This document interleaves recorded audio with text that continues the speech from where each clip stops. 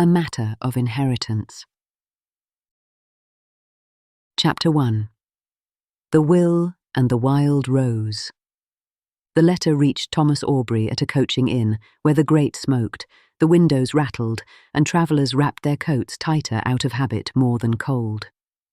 It bore the neat, unemotional hand of Mr. Penrose, solicitor to the late Earl of Wrenfield, and, like most letters that change a life, wasted no ink on ceremony. Thomas was required at Wrenfield Hall within the week for the reading of his uncle's will. There were particulars to be heard in person. He travelled through the night, dozing in jolts against the panelling, recalling in fragments the pale stone of Wrenfield, the copper beech near the east corner, the low lawns combed to velvet. Memory kept its details, but not its warmth. He had not seen his uncle in 3 years. The separation between the brothers had been longer still. Titles made their own weather between men. When Thomas reached the hall, smoke wreathed the chimneys, and the forecourt showed weeds between its patterned gravel. The staff gathered like a solemn chorus in the entrance hall. Deference drifted toward him as if the title had stepped in before the man. "My lord," someone said, and the newness sat oddly on his name. "His lordship," Thomas began from habit, and corrected himself awkwardly.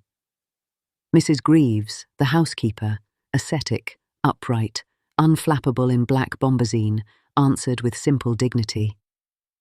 The Earl had died at dawn. There was hot water in the blue room. Mr. Penrose waited in the library. The library breathed dust and old vellum. A chessboard by the window held a game abandoned mid-strategy, as if death had knocked the pieces over without touching them. Mr. Penrose rose from a wing chair, shook Thomas's hand, and began the business of the dead with a voice trained for such occasions. There were bequests to servants, the vicar, and a cousin's portrait to be sent away. Thomas listened without listening until the cadence changed and the solicitor's eyes went wary. "To my nephew, Thomas Aubrey, now 9th Earl of Wrenfield," Penrose read, "I devise and bequeath the dignities and entailed lands, and the residue of my personal property and ready money, upon the following condition: that within 60 days of my decease he shall contract a legal marriage with my natural daughter, Miss Rowan Hale, who has been raised upon this estate. Failing which, the whole of my personal property is to pass to a trust for the parish almshouse and school." The bracket clock ticked imperturbably. Thomas stared at the solicitor as if the man had recited a satire in Latin. Before he found his voice, another spoke from the doorway, low, even, and unembarrassed. "She knows she is his natural daughter," the voice said. "She has always known it. As to the rest, she learned it now with you." A young woman stood between the shelves, a ledger tucked beneath one arm. She was not delicate in the fashionable sense, but had the soundness of a well-made gait, plain, practical, meant to be used and trusted. Hair the shade of the copper beech's inner bark was coiled without ornament. There was ink on the forefinger of her right hand. Her eyes, clear river grey, missed nothing. "Miss Rowan Hale," Mr. Penrose supplied, uneasy. Rowan inclined her head. She did not curtsy. "You are Thomas Aubrey," she said. "We met when I was 10, and you called me a heathen because I would not say 'sir.' Forgive me if I do not now say 'my lord' with more enthusiasm." "Rowan," Penrose cautioned softly. Thomas, caught between anger at the dead man's cruelty and unwanted admiration for the living woman's steadiness, made the only proper response available. "I am sorry for your loss." "We did not like each other," Rowan replied with a restraint that did her credit. "But we understood each other. He trusted me to keep the place from running to moss while he sickened." She lifted the ledger. "The accounts are there." Mr. Penrose resumed, practical to the marrow. There were debts, arrears to a timber merchant, a note in Leeds, wages to pay. Without the ready money, the estate would require mortgages, long leases, dismissals. With the ready money, the house might stand whole. The condition was iron. There was no commutation clause, no neat legal valve to release pressure, only marriage within 60 days, or the trust. "Are there alternatives?" Thomas asked. "In law, none," Penrose said. "In manners you may contrive a courteous courtship to make necessary appear natural." The housekeeper materialized with tea and the tone that kept kitchens and catastrophes in order. "There'll be a pigeon for your dinner, my lord," Mrs. Greaves said. "Miss Rowan will be in the estate office after, should you care to examine the ledgers." Thomas ate without tasting and went to the office anyway. A good man learns the edges of a problem even when trapped in its heart. The room had changed since his boyhood. Maps, pinned bills, a neat board of dues and deliveries, a ticking stove with a singing kettle. Rowan sat with sleeves rolled and hair loosening from its coil, an ink crescent across her finger. She looked up, and for an instant each saw the other, not as opponent, but as fellow prisoner. "I do not wish to marry you," she said. "And I do not wish to marry you," Thomas answered, and the air grew cleaner for the truth. "Good," said Rowan. "Shall we see whether it can be avoided?" They began, stiffly at first, then with a kind of inexorable partnership, as one begins a rescue of an ox fallen into a ditch, not out of sentiment, but because there is work to be done and no one else to do it. Chapter 2. Thorns and Ledgers. Law yielded nothing. Penrose sent for opinions from Lincoln's Inn. A case from 1793 involving a duke's generosity to a singer entertained him, but helped no one. Meanwhile, Wrenfield required attention that could not be delayed by legal quandaries. Ransom the miller argued over rent, sheep strayed into Lord Allenby's barley. The bothy roof leaked. Life, which respects neither titled grief nor tidy conditions, insisted upon itself. Rowan was everywhere the work was. She checked a mare's fetlock at dawn, measured cabbage rows by noon, and counted coins for the school's firewood at vespers, all with a calm that refused the word indispensable, yet at every turn proved it. This created in Thomas the most difficult of male sensations, gratitude mixed with displacement. He had inherited a title, not the trust that bends men's heads toward him. The estate expected substance, not merely style. He had Greek verbs and a ready seat. She had weather and wages and the side roads to up a sixpenny thatch. Their first quarrels were over small dignities. Rowan thought he wrote too many letters. Thomas thought she announced with her labours what she might simply allow him to assume. She snorted. "Do you imagine propriety brings in a harvest? Do you imagine a harvest respects a usurper?" he snapped, and saw her go very still. "Do not call me that," she said evenly. "I have stolen nothing." Grow accustomed to the truth that women keep places alive while men consider themselves above kitchen accounts. He deserved the rebuke and knew it. "Then teach me the kitchen accounts." "Teach you?" She raised one eyebrow. "Very well. Learn them." She set her figures before him and, like all good stewards, made no ceremony of their virtue. The columns were clean and square. The hands were many. Penrose for fees, Baines the steward for rents, Mrs. Greaves for household, the head gardener for seeds. Where Rowan had erred, she crossed once and noted the correction. No vanity, no flurry. Thomas traced her numbers and thought, against his will, that his uncle had trusted wisely and loved poorly. Work drew them into a rough alignment. Thomas rode the boundaries with Mr. Baines and discovered the pleasure of a proper blister earned mending a stile. He learned the granny's footpath that avoided spring mud. He climbed into the granary and counted sacks.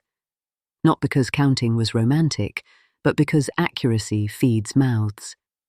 When he returned, Rowan's presence in the office, ink on finger, sleeves rolled, hair escaping, became something like a lamp in a window. He did not say so. A gentleman in an old house has few useful sentences. That one would have sounded both too large and too small. They clashed seriously over timber. The late Earl had borrowed against cutting in the North Copse. To clear the debt, Thomas proposed selling more trees. Rowan refused. "You will strip the windbreak," she said. "When the gales come, the topsoil will lie in the next parish, and we shall be hauling manure until kingdom come." "And how do you propose to pay the advance without the money your father locked up with a jest?" he demanded. She inhaled and let it out. "Sell 2 carriage horses.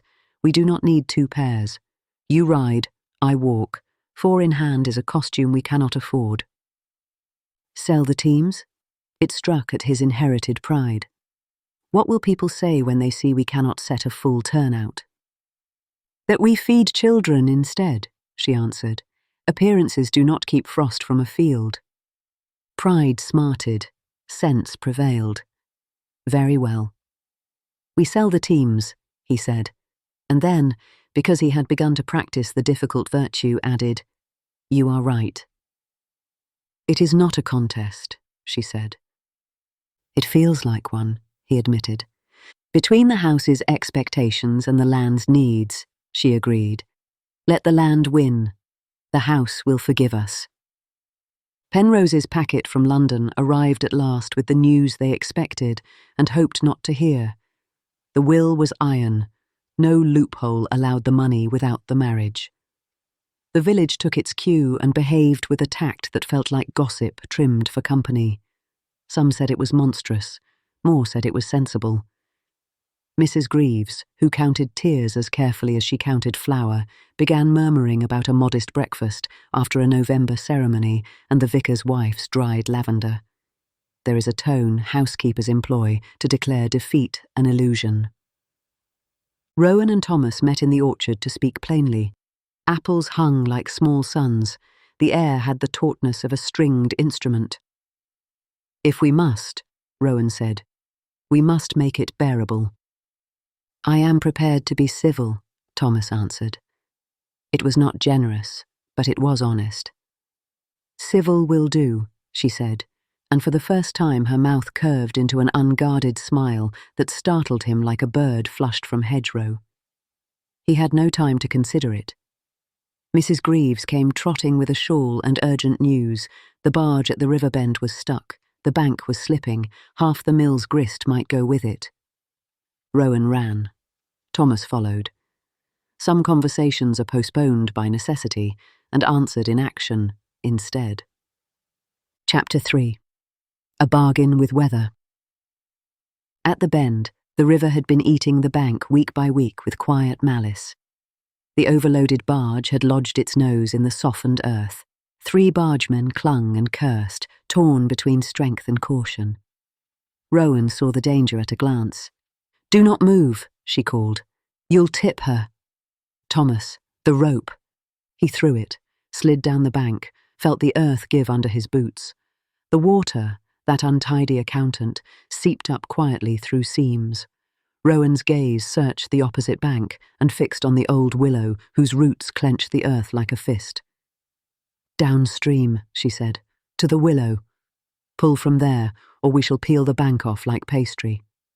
"You cannot cross," Thomas said, seeing the current. "I can," she answered, already unfastening shoes. Her stockings were neatly darned, he noticed, absurdly. "You will not," he said, looping the rope across his chest. "Hold the end. If I float to Leeds, I should prefer witnesses." She opened her mouth to argue, then shut it, proof of intelligence as much as courage, and took a turn of the line around a stump. Thomas waded. The water climbed his thighs with a cold hand and tugged. He felt his way on the riverbed, cursed once, then reached the willow and heaved the rope over a low branch, tying a knot that would have embarrassed a sailor and would, he prayed, do. "Take a turn," he shouted.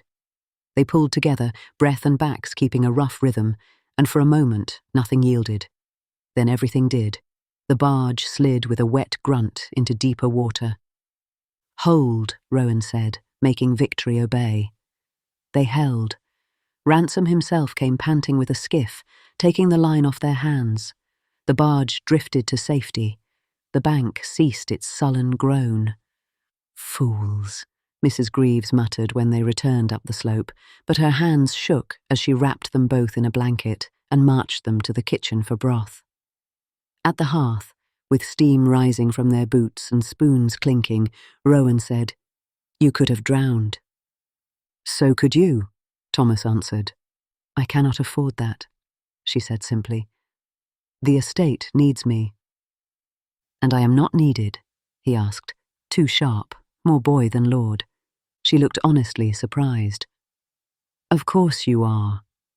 Not because of the title, because I cannot be two people, because Ransom tests my charity and defers to your threat, because Penrose scolds me and advises you, because the steward believes you about the timber and debates me as if the trees were my vanity, because the men will follow you onto a slippery bank and only some will follow me, because one person is a blade of grass and two are a wire, because—" She caught herself as if she had gone too far. "Because," Thomas said gently, understanding enough, if not all. Rescues change less than stories love to claim, yet more than cynics allow. The river did not sweeten their tempers, but it sanded the worst edges. They began to end their days in the small parlour with soup or bread or, once, a plum tart that conferred a ridiculous happiness. They spoke of what a necessary marriage required, who would ride out and who would stay to reckon, how the rooms might be arranged, what the parish would say, and how to answer with dignity, not apology. In the library, one late evening, Thomas opened a packet of letters discovered in the late Earl's desk. Improperly, yes, but with the impunity the dead grant the living. They were to Rowan. The Earl's hand was dry and blunt. "You were right about barley. Plant the hedge where you say. Do not indulge Greaves. She will put on a second joint if permitted in winter. The miller will cheat you. If you say no, he will call you a vixen. Be a vixen." And finally, not long before the sickness took its firmest hold, "You are not the person I would have chosen. You are the person equal to it." Thomas slept in the chair that night with his collar open and the kettle ticking itself out. He looked different at breakfast, not softer, but steadier. He said nothing of the letters until much later, and by then Rowan had learned from Mrs. Greaves, who confessed sins with equal opportunity, that he knew. It made a new honesty possible. They fixed a day in November. The church smelled of beeswax and lavender. The mice in the nave paused to consider a disturbance. There were no bells, Thomas's request. Music would have made a triumphal lie of it, and neither of them wanted lies they could not keep. Rowan walked on Mrs. Greaves's arm, simply dressed. The congregation consisted of people whose trades mattered to the vocabulary of a place: miller, vicar, steward, grocer, a boy with a scab who once carried news fast. Rowan's hands were cold when she put them in Thomas's. "I will not faint," she said under her breath. "I would not catch you gracefully if you did," he answered, relieved to be ridiculous together for a moment. They said the necessary words and signed their names. Mrs. Greaves wept with disciplined economy and pretended she had not. This made Rowan kiss her cheek and the entire assembly snivel, blow noses and beam. They stepped into ordinary sunlight as a married pair, no trumpets, no catastrophe, only the truest of circumstances cloaked in the plainest form. The money came with the marriage, as designed. The work did not grow lighter, it grew companionable. Chapter 4. The Harvest and the Hearth. A wedding is not a curtain. It is a door onto a corridor of doors. Rowan and Thomas moved into rooms Mrs. Greaves had aired and scrubbed. They changed very little.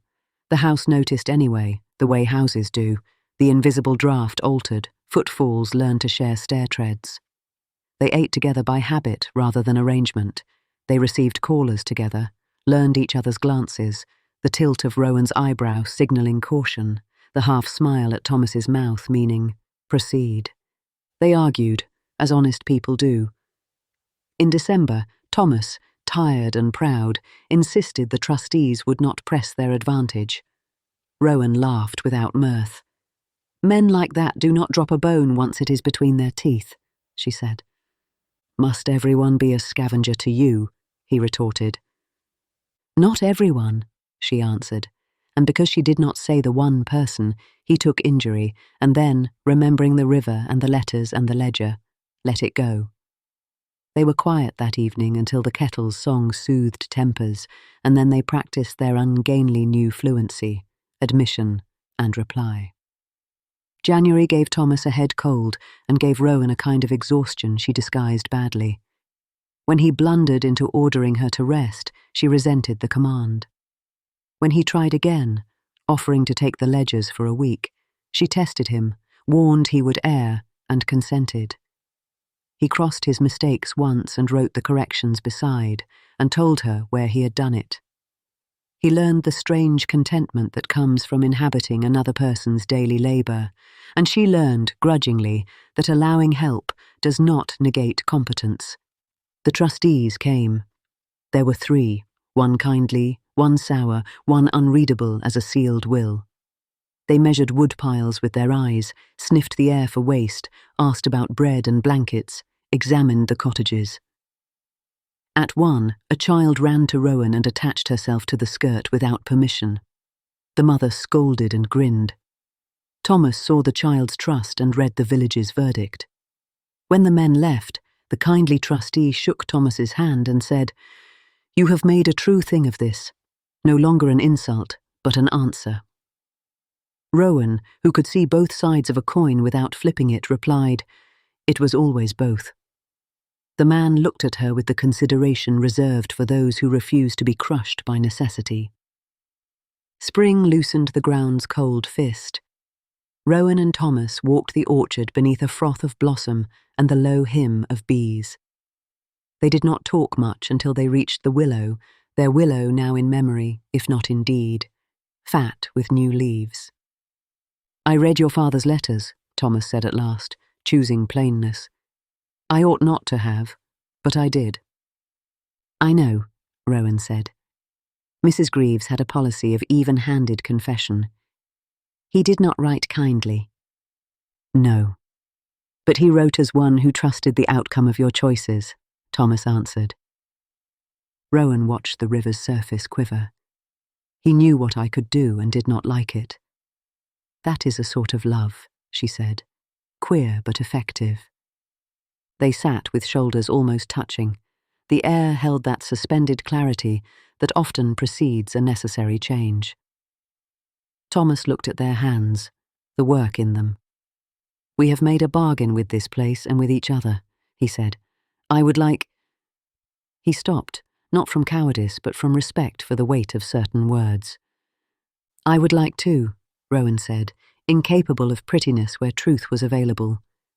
They looked full then, the pretended courtship long abandoned, and the thing the will had named falsely arrived on its own terms, useful as a well, sweet as an apple, stubborn as a hedge planted against the wind. He took her hand. She let him.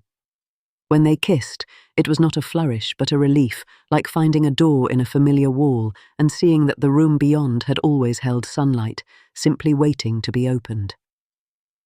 They went on quarrelling and considering, planting and repairing, dismissing a tenant who beat his dog and helping his wife to a cousin's cottage. They split a hedge lengthwise when they could not agree whether to cut or keep.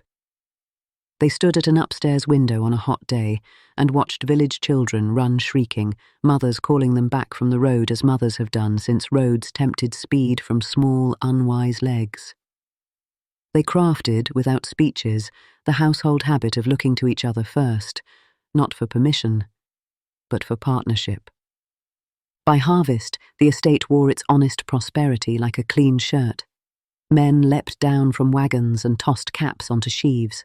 The fiddler at the far end tuned something that sounded as if it had grown in the hedges with blackberries. The copper beech flamed. The willow hummed approval. Thomas stood beside Rowan in the warm yard and asked, not idly, "Have we done well?" "We have done the day," she answered. "Tomorrow we do tomorrow."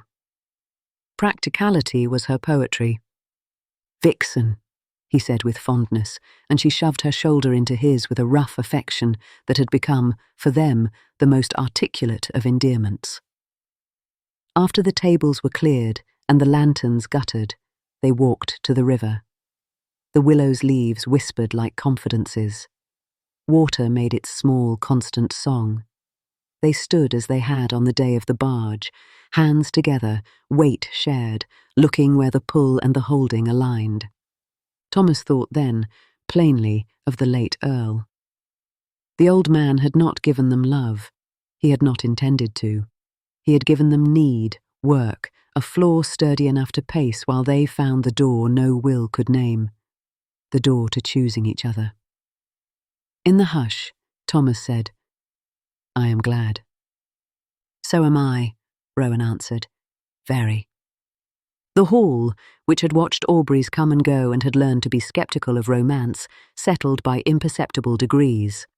The parish stopped saying, "for the good of the estate," and began saying, "Rowan and his lordship," the Anne doing most of the gentle work.